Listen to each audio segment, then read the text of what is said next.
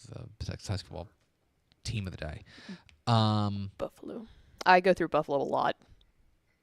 Yeah, you probably do. A lot. I've stayed in Buffalo before. What a brag. Yeah, I've stayed at that little, what is it?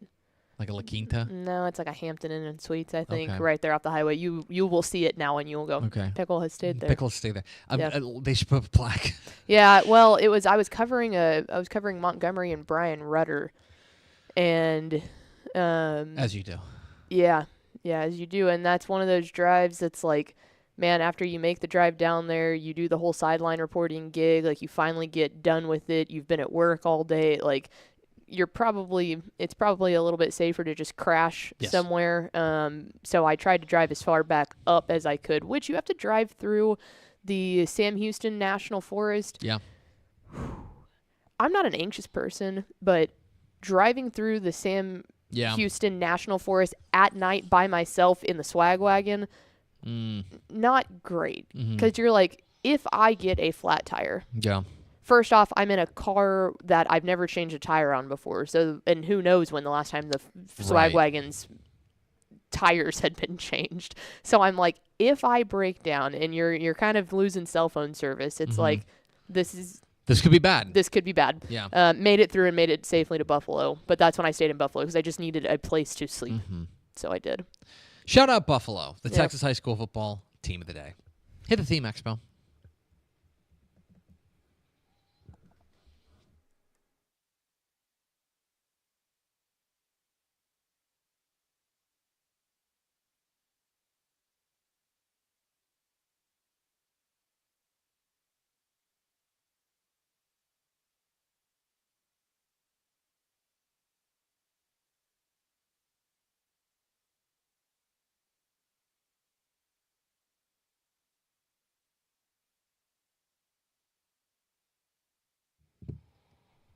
Yes, y'all.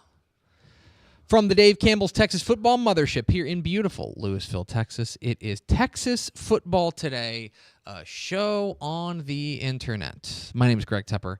I'm the managing editor of Dave Campbell's Texas Football magazine, texasfootball.com, a corresponding website. Thank you for spending part of your day with us. Whether you're watching us live on texasfootball.com, Facebook, YouTube, Twitch, Twitter, all of those places, or you'll listen to the podcast, which you can subscribe to on the podcast vendor of your choice. Either way, thank you for doing your part. Support your local, mediocre internet show. I am sitting here in this chair, sitting over there across the table in what is the Greg Powers Memorial Power Zone. It's back. She's the Duchess of the Dorks. She's Miss 305. She's Ashley Pickle. Hi, friends. Happy. Friday. It is Friday. It doesn't feel like a Friday. No, it's because we've only done 2 shows. We had a big meeting Wednesday. I was out Monday. You were out Monday. Meetings. I took Crudo Monday off. Yeah. Like a hero. You know, so. No, it doesn't feel like a Friday. I'm glad it's a Friday, though. I, too, am glad that it's Friday. Today is Friday. We just talked about that.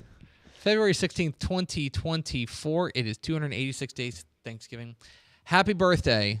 Happy early birthday to my wife. My wife? Yes. Yes. My wife's birthday is tomorrow. Happy birthday. Happy birthday. We're going out to dinner tonight. Nice. My mom's birthday was Monday. Yeah. We didn't have a show, so I couldn't say anything, but happy birthday, Trish. Happy birthday, Trish. And happy birthday to my wife. We are going to dinner tonight because what I realized in like making dinner reservations is that everybody and their freaking dog, if they didn't go to dinner on Wednesday, is going to dinner on Saturday. Makes sense. Going to dinner Saturday. Like reservations were impossible to come by. Yeah. But Friday night, for some reason, it's like, yeah, do whatever you want. So, yes, we are going to dinner tonight. Happy birthday, honey. It's episode 1732. On today's show, folks, Matt Stepp caught up with the head coach of the reigning 4A Division I state champion Anna Coyotes, Seth Parr, as they make their leap up to Class 5A. We will hear from him. And then back half of the show is Helpful Honda Mailbag Friday. We're answering your questions about high school football, college football recruiting, lifestyle, romance, travel, all of those things. Get them in the comments, Facebook and YouTube. We will get to as many as we can coming up here at the back half of the program. Do we have first four through the door? We sure do. It was multi-computer. You have 2 computers and a phone. Soundboard and a phone. Yeah. There's a lot going on over here. There's a lot going on. Jerry Massey, TJ Hudson, Daniel Agnew, and Aaron Arbuckle. Welcome in, friends. Welcome in, friends. We do thank you for spending a little bit of your day with us. A couple of weeks ago, Matt Stepp spent a little bit of his day talking with the head coach of the reigning 4A Division I state champion Anna Coyotes, Coach Seth Parr. Of course, them making the leap up to Class 5A will be a challenge for them, but plenty of firepower coming back for those Coyotes to believe that they can run it back up there in Collin County? Ooh, no. No way. Absolutely no way. Collin County. Really? Oh, my gosh. That's right. Collin County. Darn. Here's Seth Parr from Anna here on Texas Football Today. Matt Stepp, Dave Campbell's Texas Football. Back here at the DFW Coaches Clinic, here with the head coach of the 4A Division I state champion, Anna Coyotes, Coach Seth Parr. Coach, first off, congrats on being a state champion, and appreciate you taking a few minutes to chat with us. Oh, thank you very much. Thank you for what you do for high school football. I know you hear that all the time, but getting everybody out there and making everybody interested and keeping everybody engaged, it's great for our game, and we appreciate what you do. All right, Coach, first we're going to look back at last year. Obviously, a special year in Anna, Texas. First ever state championship. You guys, unbelievable. I was a little worried because the first game I went to, you guys lost in like 7 overtimes against Salina. I thought it might be bad luck for you guys, but you guys got it done against a really good Chapel Hill team. And looking back, just how special was this group of seniors in this 2023 season to you and the community? Well, it's just something that's been building for 3 years. I really thought we had a great chance to win this, and sometimes you get this group and you're like, you don't get very many of them. So I've known over my last couple of times getting the 4 rounds in is that we had to do something, and this group was very special, and we kind of changed our practices a little bit in the playoffs, and they overcame a lot of things, and really a great group of kids, and ended up pulling it out. All right, now for those who don't know your background, you are Plainview alum, and I know I heard some stories about you slinging it around back at Plainview in the day. You were an offensive guy by trade, but really it was your defense. I thought that in the playoff run especially, they just took it to another level. How for you as an offensive guy watching your defense play, it had to be really nice feeling to know that your defense is going to go out there, get stops, and give the ball back to your offense time and time again. They were really, in my opinion, really were the star of the show at the end of the season. They were an amazing group. Yeah. Well, being an offensive guy and being the head coach, you learn that, when I was at Caprock, we had to score every series. So when you have a great defense, take some pressure off the offense. So we had to learn how to play a little bit different this year because our defense was really so good, is that we learned how to take the air out of the ball, and we don't really care how much we score. We just want to win and be really efficient. Our defense, we take it personal when people in the air raid, that people say that you can't play defense in the air raid offense. I don't know why. I mean, I think that's a lot of excuse for a lot of defensive guys that don't stop anybody. So we take that personal, and guess what? They can go 3 and out just like we can go 3 and out. So I was really proud of our guys. They're very physical. Coach Ramos is an unbelievable coach, and all my defensive staff did really a great job of preparing. And they were the star of the show, and we really kind of fed off of them. But they're all gone, so now it's depressing.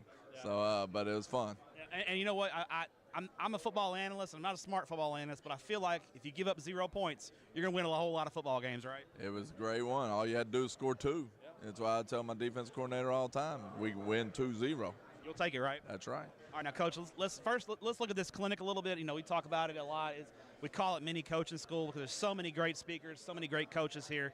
For you coming to this clinic, it's got to be a nice event to be right down the road for you to come in here and just listen to some great speakers and talk a little ball with a lot of great coaches. Well, I didn't know what I missed when I was in Lubbock. I'd come every once in a while, but it's hard to get it here from Lubbock and Amarillo.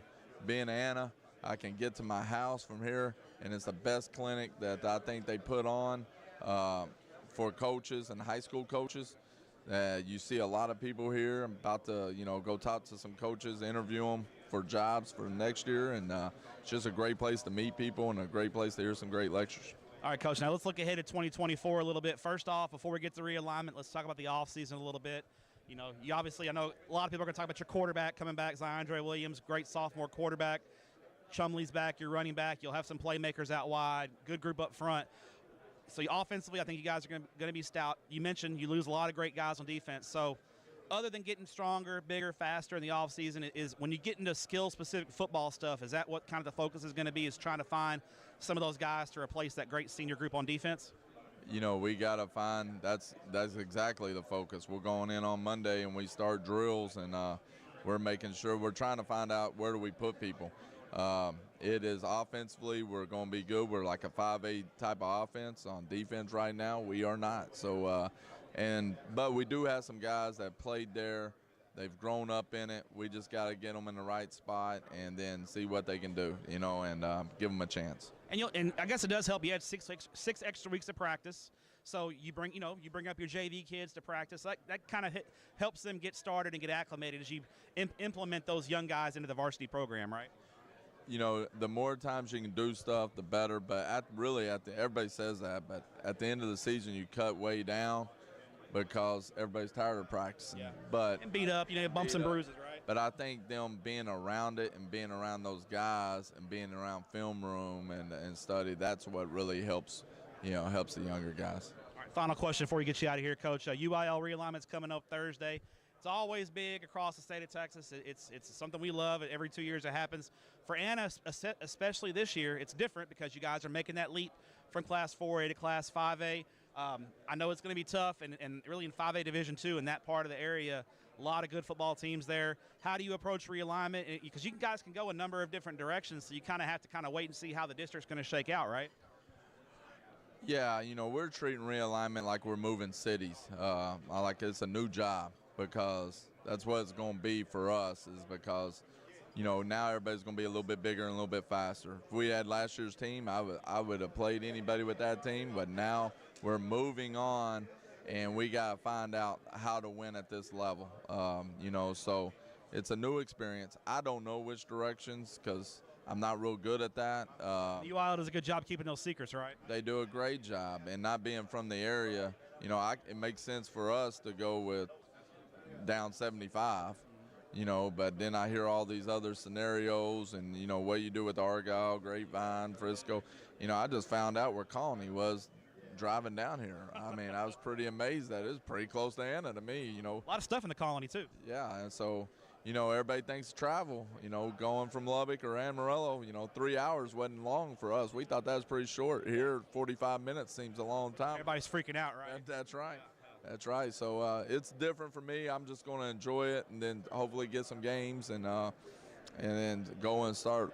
Once you get it, you have to start competing. So, that's all you can do. All right, Coach, we'll see you at Birdville on Thursday for UIL realignment. Congrats again on the state championship. Unbelievable season for you guys. And enjoy the rest of the clinic. And we appreciate what you do for student athletes in the state of Texas. Appreciate it. Thank you very much. There is Seth Parr, head coach of the 4A Division I state champion Anna Coyotes, talking with our Matt Stepp. We were talking about this the other day on our big meeting. Zyondre Williams is only going to be a junior next year. Yeah, that's insane. Like that was the thing that came for some reason. Anna came up in our conversation. I was like, well, yeah, last year's Zyondre Williams. I was like, no, it's not. Nope. It's not. It's they got this 2 year. more. They got and 2 the more. year after that. Correct. So Anna is not going to go anywhere. Excited to see what they do in 5A. We appreciate Seth Parr catching up with Matt Stepp earlier this month. Yeah. We're Texas Football today. We're here every weekday at noon on TexasFootball.com, talking football on the Lone Stars tape. You can follow us on Twitter at TCTF, like us on Facebook, Facebook.com/Dave Campbell's. Follow us on Instagram, Instagram.com/Dave Campbell's, and of course, see us at TexasFootball.com, TexasFootball.com is where you can find complete coverage of high school football, college football, and recruiting all across the Lone Star State. Coming up here in just a moment, Helpful Honda Mailbag Friday. We're answering your questions about high school football, college football, recruiting, lifestyle, or romance. Get them in the comments, Facebook and YouTube. But first, a word from these valued partners.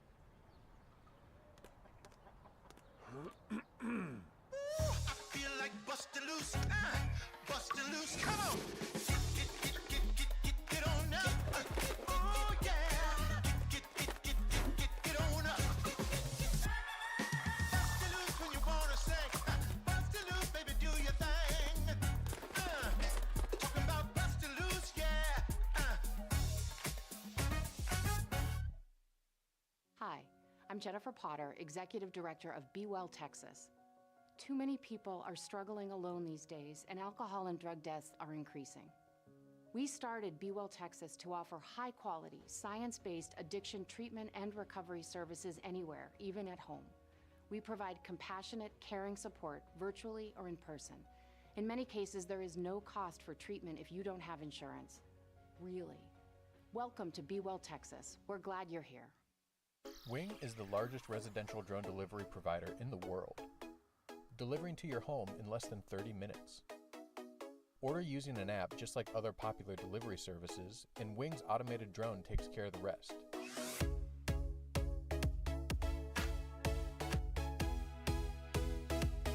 It's fast, safe, and sustainable, and it's now delivering to parts of Dallas-Fort Worth, Texas. You can learn more at wing.com/TexasFootball. Again, that's wing.com/TexasFootball. Born and bred in Texas hits a little different, as it should. Texans love doing business with fellow Texans. VCR now takes its Texas roots as seriously as its many partnerships with schools and universities around the state. It's also why we're so proud to promote our brand in the pages of the Texas Bible, Dave Campbell's Texas Football, and on the airwaves of Texas Football Today. Driven by producing quality broadcast video, state-of-the-art audio, and LED video scoreboards at affordable prices, VCR now makes sure to listen to your needs in its athletic department before recommending the next best steps. Building great products is our business, and it's our focus on building meaningful long-term partnerships with our clients that sets us apart. From our 24/7, 365-day help desk, the training lab in our hometown of Red Oak, or our sports marketing business plan that puts money back in the hands of our athletic departments we support, VCR Now is built to last. Reach out to us today at info@vcrnow.com or by calling 855-GO-VCR-NOW. Again, that's info@vcrnow.com or by calling 855-GO-VCR-NOW. All right, Pickle. It's time for Helpful Honda Mailbag Friday. The North Texas Honda dealers want to help you score on award-winning Hondas like the rugged and reliable 2024 Honda Ridgeline. You can visit the North Texas Honda dealers today, your local one. There's or one, yeah. You can go to ntxhondadealers.com to learn more. Either way, do it. Go Honda. Go look at the Honda Ridgeline. And the other Hondas. Like we talk about the rugged and reliable Honda Ridgeline, but like all the Hondas are good. Yeah. But we have a favorite. I think you can tell. I but think they're all reliable is a very good overcast, but the Ridgeline being rugged. Like is the Honda Accord rugged? It's not. It's probably not rugged. It's not rugged. Those are sleek. Like you're yeah. looking for sleek. And reliable. Yeah, sometimes you're looking for compact. Sometimes you're looking for they're all durable, so that doesn't work.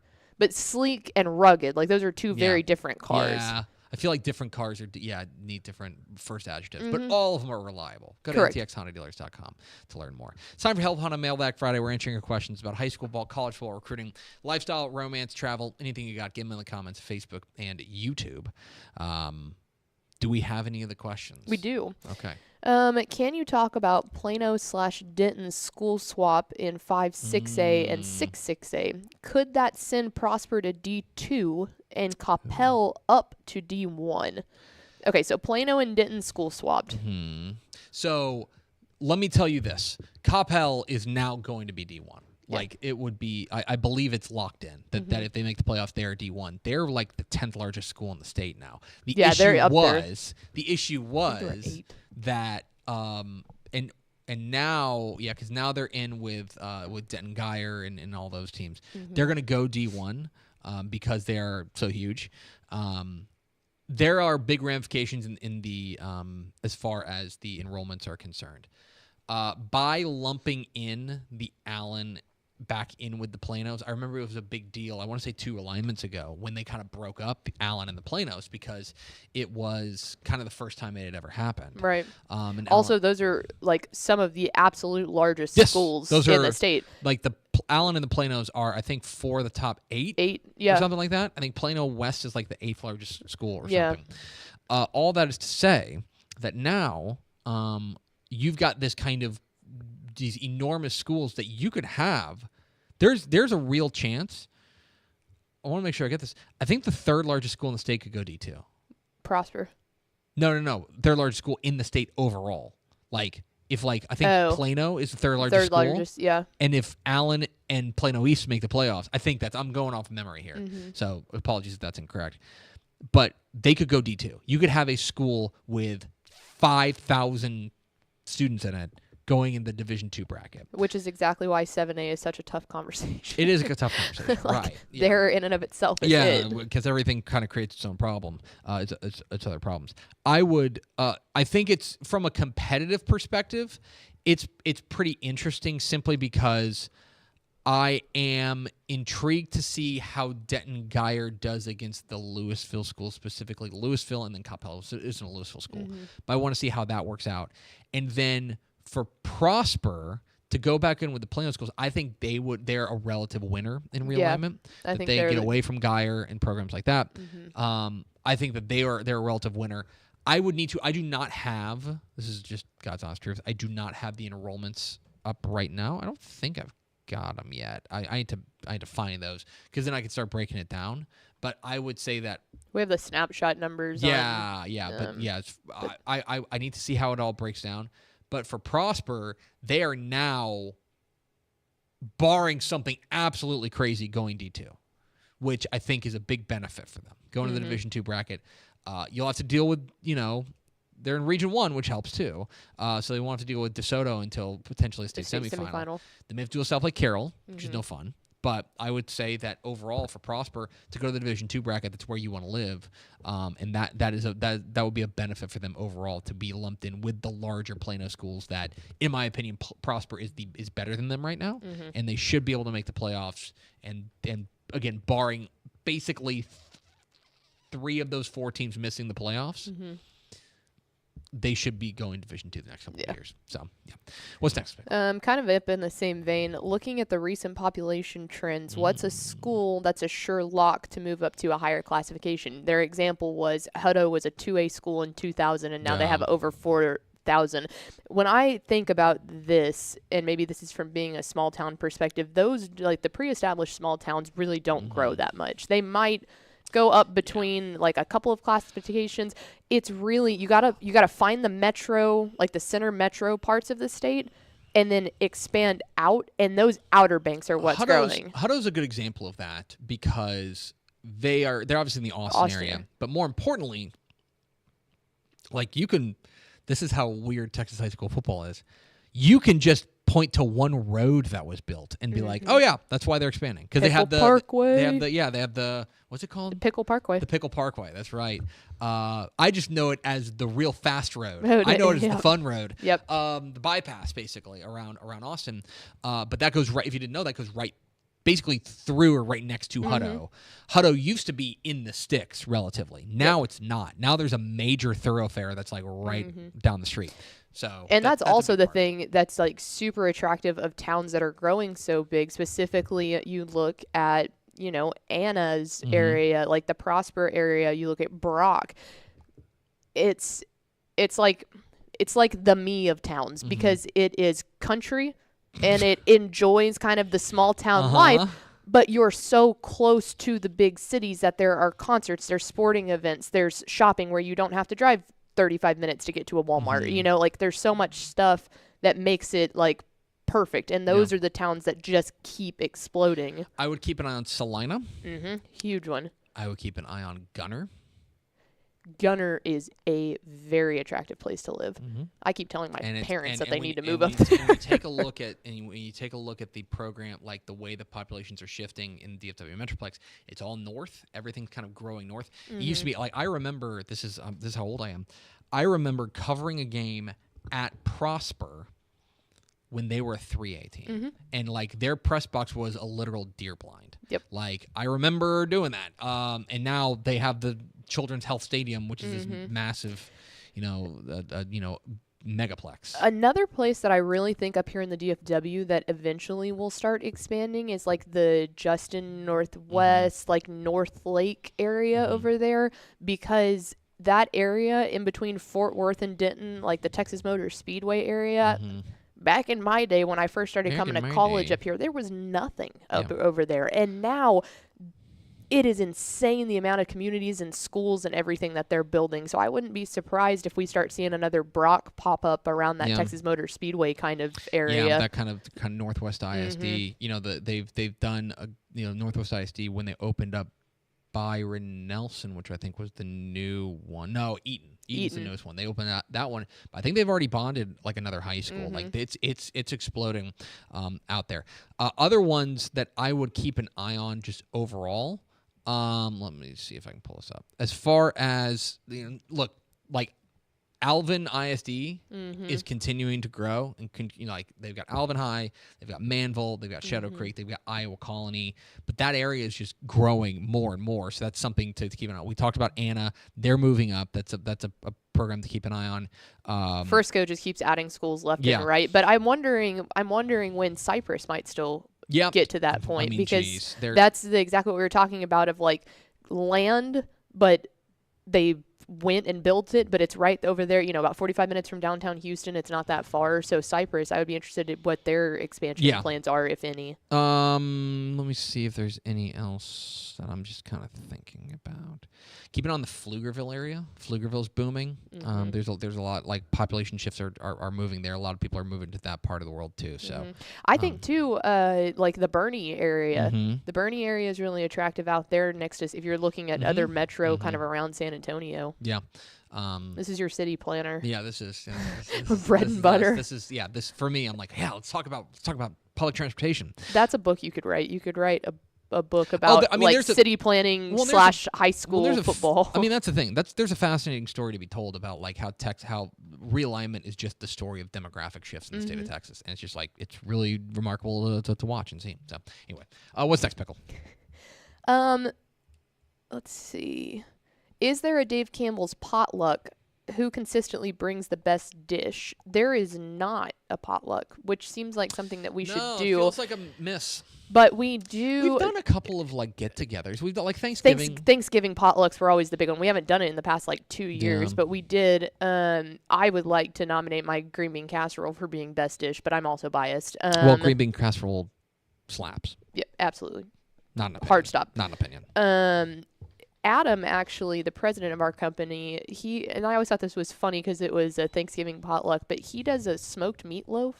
Yes, he does. That's actually really good. I like meatloaf a lot Don't too. say it like that. Well, it was weird for Thanksgiving was the thing. I mean, every single Thanksgiving he was like, I've got my meatloaf, and it was like, odd, but it was really good. It was, we don't do a potluck normally because the thing is, the times that we eat here, it's usually like a Friday night if we're doing like a watch along, or Thursday night if we're doing a watch along, right?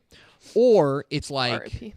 I know, or not it's to like the watch along. We're up here working, or it's like the day we send the magazine to press, which we just do scotch and pie or scotch and ice cream. You know what I mean? So I don't know. There we go. The answer to your question is our potluck is scotch and ice cream. It really is. Tepper brings the scotch, which is the best part of it, It's in great. my humble opinion. I think others would agree that the ice cream is the best part, but for me personally, we need to talk with the scotch is the best. We need to talk with China.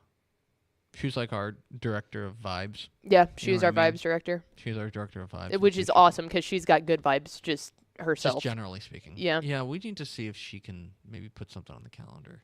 For potluck? Yeah. I mean, there was the one time, when was it? 21, 22? I think I had everybody over for a barbecue at my house once. Yeah, and fun. Powers won that one because he brought Chicken Express. He did. He brought a whole box of Chicken Express, and I was like, dude, it was awesome. Stop showing me up in my own home. Yeah. Tepper's like, don't worry, but the burgers will be ready soon. We were like, but they already brought the yellow boxes. Yeah, what more exactly. do you need? All right, we got one or two more? Yeah. Are there any new high schools starting varsity programs this year which may surprise in their first season? Okay. I've actually got the list of the new schools. You're listening to live coverage of me sorting a spreadsheet. Well, I'm getting phone calls, so this is going great. Yeah. Okay. So the new schools that are opening up, that are starting. To be clear, we're talking about UIL for UIL honors. Okay. So like when Lake Belton started, they went 9-0 their first year. But they were 2 years. It was like an outlaw year, outlaw schedule. A couple programs to keep an eye on. Lubbock Cooper Liberty which is gonna make me a little crazy. It's so I believe it's Cooper ISD out there in Lubbock. It's not part of Lubbock ISD. So it's Cooper ISD, and that's where you see Lubbock Cooper, the Pirates. They're opening Lubbock Cooper Liberty. We'll probably end up calling it Lubbock Liberty, and we'll get yelled at about it. But like, or Cooper Liberty. Yeah, or Cooper Liberty. But then you like, don't know that it's Lubbock. A Cooper. Cupper in like Northeast Texas. Yeah, but any other person not from Cupper says Cooper. Shout out Cupper. I will keep an eye on them. This is cheating, but I'm fascinated by what the 2 Wichita Falls schools are going to do. Legacy Memorial. Because you're taking 2 schools. You're taking 3 schools and cramming them into 2. I'm interested in that. Fort Bend Crawford is starting. I'm interested in seeing what they do. New Caney West Fork.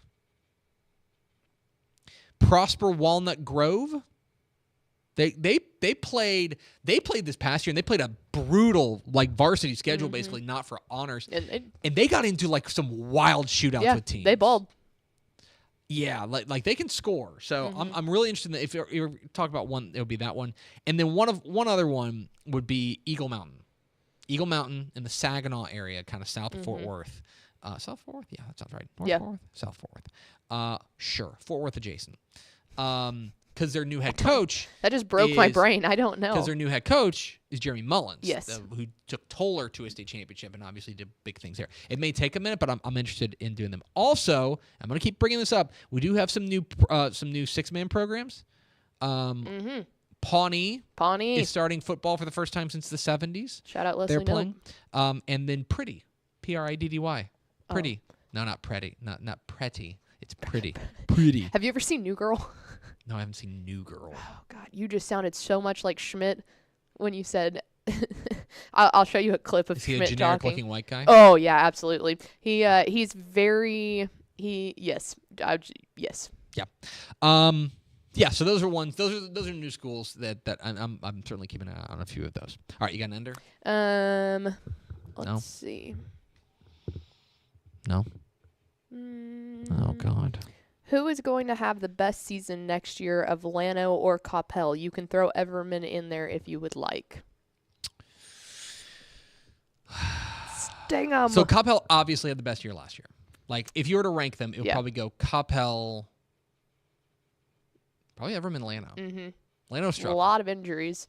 Llano did, shout out, just win district in basketball for like the first time in a long time with boys basketball. Llano Llamas. Honestly, I don't know. Last year should have been a really good year for Llano football. Not as good as like the 2020 season, but should have been a good year. A lot of injuries, but a lot of those are now seniors who are graduating. So I don't know what youthful talent Llano has coming up. And that's on me for not doing my research. What was the name of the what was the name of the quarterback they had? Case Kirkendall. Are they out of Kirkendall's? Yeah, because Carson is the last one. Yeah, he's graduating. They've got now there's girl Kirkendalls coming up, but that doesn't help them for the football team. Can they catch? I'm sure they could. Throw? The whole family is very athletic. Yeah. I know one of the girls is like a superstar at cross country, which is like not surprising. Yeah. But yeah, we're out of boy Kirkendalls. The answer, of course, is Coppell. Cowboy Fight Never Dies. Antonio Wiley's got us rolling. Things are going really I hate well. that Coppell has a really cool coach that I really like. Oh no, because it makes this it so is the hard. Worst thing for you. I know because is that Coppell has suddenly got a glow up from going like kind of boring also ran program to like super exciting, like exciting, fun to watch, like a coach who's like dynamic and stuff. Like this is your nightmare. I know. This is your nightmare. Antonio Wiley keeps me up at night. Cowboy Fight Never Dies, folks. Because he's a good football coach. It's going to do it for us. Thanks for spending a little bit of your day with us. Follow us on Twitter at DCTF. Like us on Facebook, facebook.com/Dave Campbell's. Follow us on Instagram, instagram.com/Dave Campbell's. And, of course, see us at TexasFootball.com. Thanks again to Anna, head coach Seth Parr, for being our guest. For Ashley Pickle, I'm Greg Tepper. Vince Young, please get your Player of the Year trophy. We'll see you Monday on Texas Football Today.